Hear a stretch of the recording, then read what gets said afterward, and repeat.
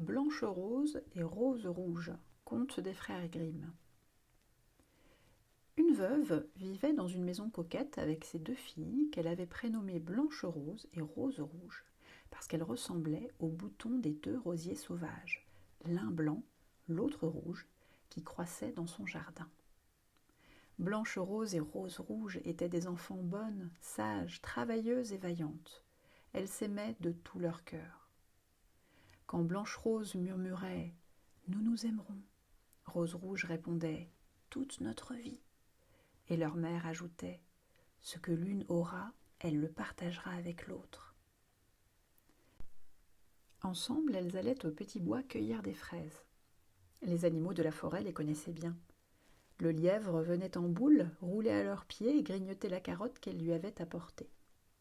Les cerfs les égayaient de leurs bondissements majestueux, et les oiseaux, au faîte des arbres, pépiaient et chantaient à gorge déployée.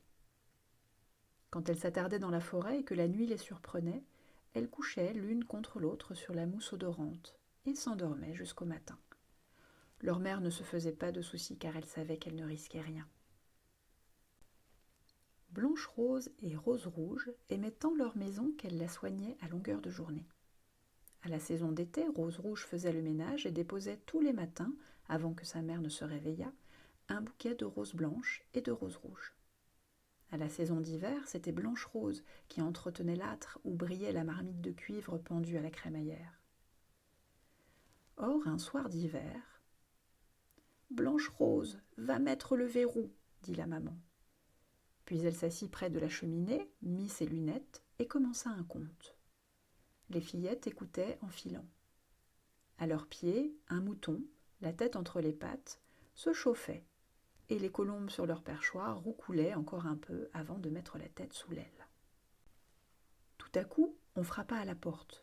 « Va vite ouvrir, Rose-Rouge, » dit la mère. « Un homme, peut-être, veut s'abriter. » Rose-Rouge tira le verrou, et un gros ours brun passa la tête dans l'entrebâillement de la porte.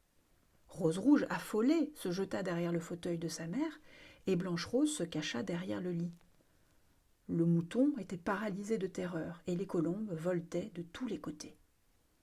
« Que craignez-vous? Je ne veux de mal à personne. J'ai surtout si froid. »« Viens, mon pauvre ours, dit la mère, viens te coucher près du feu.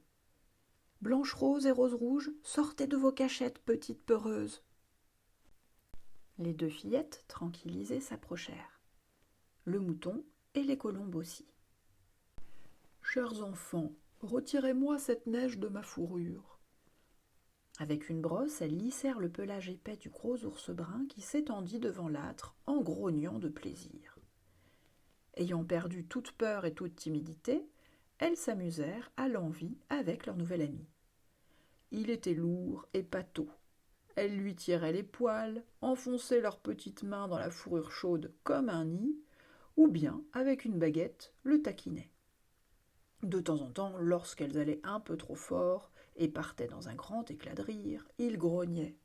« Blanche-Rose, Rose-Rouge, ne tuez pas votre fiancé !» L'heure du coucher sonna à la vieille horloge. Les deux enfants s'en allèrent au lit sagement. La mère dit à l'ours « Reste là si tu veux, près du feu, il fait trop froid dehors. » À l'aurore, il s'en retourna dans les bois d'où il était venu. Les jours qui suivirent, ponctuellement, l'ours revint au logis. Les fillettes ne fermaient plus la porte avant qu'il ne fût revenu se coucher devant l'âtre, et il jouait avec elles des heures durant. Quand le printemps reverdit toutes les plantes, tous les arbres, l'ours dit adieu à ses amis pour aller vivre tout l'été dans la forêt. « Mais pourquoi donc ?» s'étonna Blanche-Rose. « Pour empêcher que les méchants nains ne volent mon trésor. L'hiver, la terre est gelée, les nains ne peuvent sortir des profondeurs de leurs grottes. Au printemps, le soleil réchauffe et dégèle le sol. Ils vont sortir, venir me piller, et ce qu'ils dérobent, on ne le retrouve jamais. » Blanche-Rose et Rose-Rouge se résignèrent à leur chagrin. En passant dans l'ouverture de la porte, l'ours accrocha au loquet un morceau de son pelage.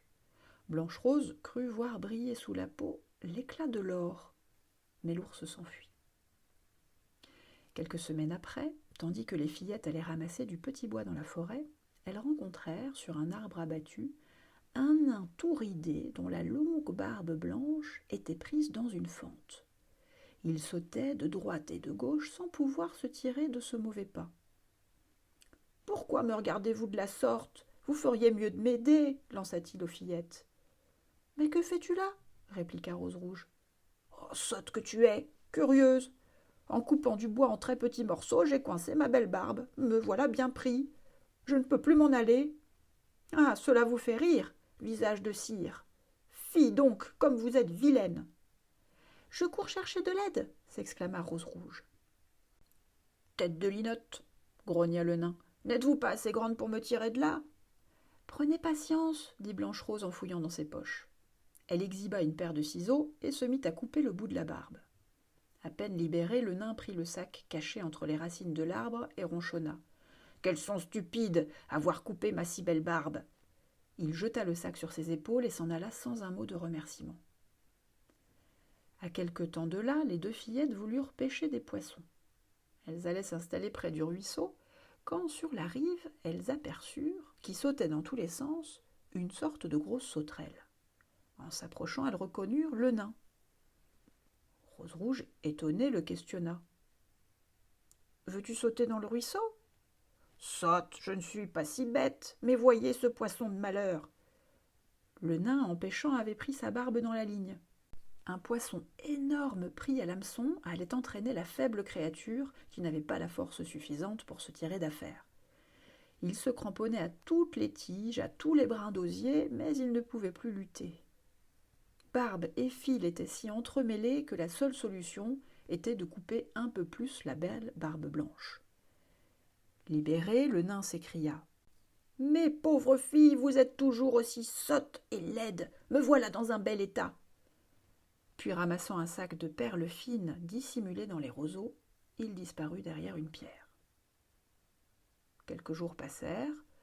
La maman eut besoin de fils, d'aiguilles, de dentelles et de rubans.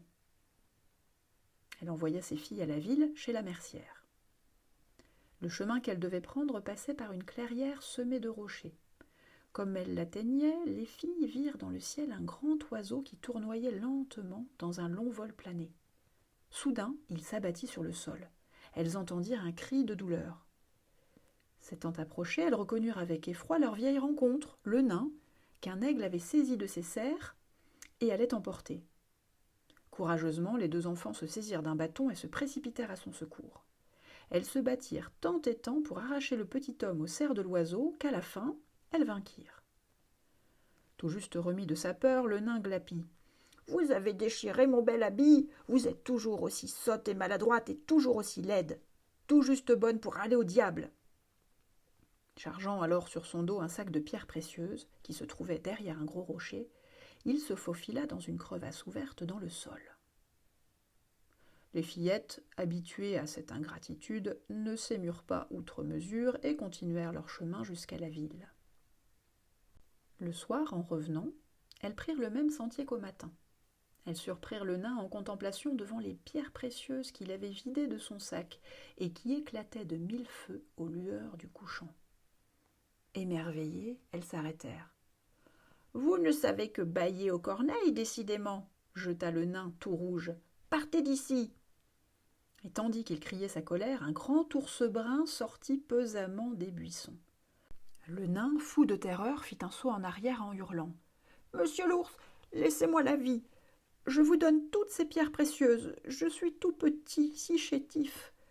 Voyez ces deux fillettes, grasses comme des oies. Elles feront bien mieux votre affaire. » D'un seul coup de patte, sans aucune autre forme de procès, l'ours supprima le méchant nain pour toujours. Les deux sœurs affolées allaient s'enfuir quand l'ours murmura « Blanche-Rose, Rose-Rouge, je suis votre amie. » Au son de cette voix connue et aimée, les fillettes se retournèrent. Quel étrange spectacle! La peau de l'ours tombait lentement et sur le pelage qui faisait un tapis se dressait un bel homme tout d'or vêtu. « Je suis fils de roi, » expliqua-t-il. « Ce maudit nain m'a jeté un sort en volant mes trésors. J'étais condamné à courir les bois sous la forme d'un ours sauvage jusqu'à ce que sa mort me délivrât. Il a reçu le châtiment qu'il méritait. Blanche-Rose épousa le prince, et Rose-Rouge le frère du prince. Ils partagèrent l'immense trésor que le nain avait amassé et vécurent ainsi dans l'opulence. Leur mère, devenue vieille, fut invitée à venir vivre au milieu de ses enfants et petits-enfants. On transplanta dans le jardin du palais royal les 2 rosiers qui avaient vu grandir les fillettes, et ils donnèrent des roses plus belles d'année en année.